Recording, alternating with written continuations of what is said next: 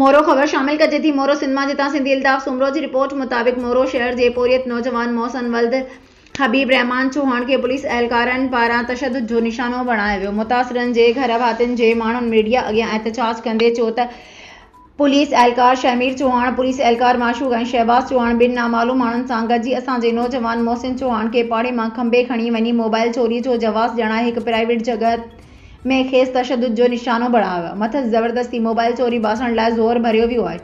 खेस पाइपनि ऐं तारुनि सां तशद्दुद करे मरणगीर करे बेहोशी जी हालत में घिटी में उछलाए विया आहिनि। मुतासिर धुर जो चवणु आहे त पुलिस एहलकार शमीर चौहान वर्दीअ जो नाजाइज़ फ़ाइदो वठंदे असांजे नौजवान खे तशद्दुद कंदे कानून आइन जी भनगड़ी कई आहे, जॾहिं त मुतासिर नौजवान खां 10,000 रुपया कैश रक़म भी फुरे विया आहिनि। चोरी बासण लाइ खेस मारकुट करे तशद्दुद जो निशानो बणायो वियो आहे ऐं असांखे कूड़नि खेसनि में फसाइण जूं धमकियूं ॾिनियूं पियूं वञनि।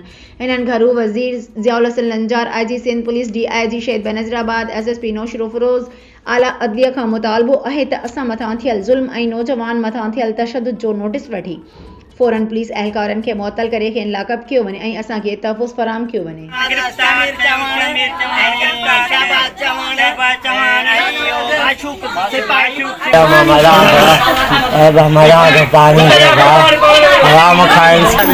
छा नालो अथई बाबा? कंहिंजो पुटु आहीं?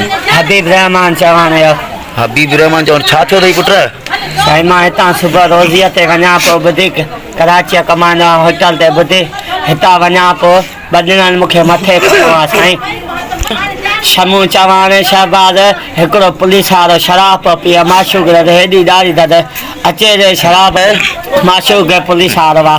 राति जो अलाए केरु आहे, मूंखे इंसाफ़ कयो, मूंखे ॾाढो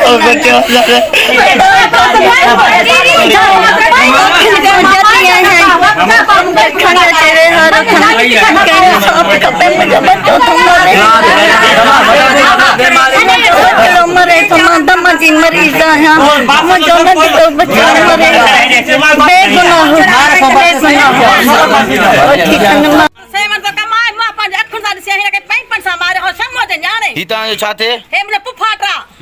ठीकु आहे।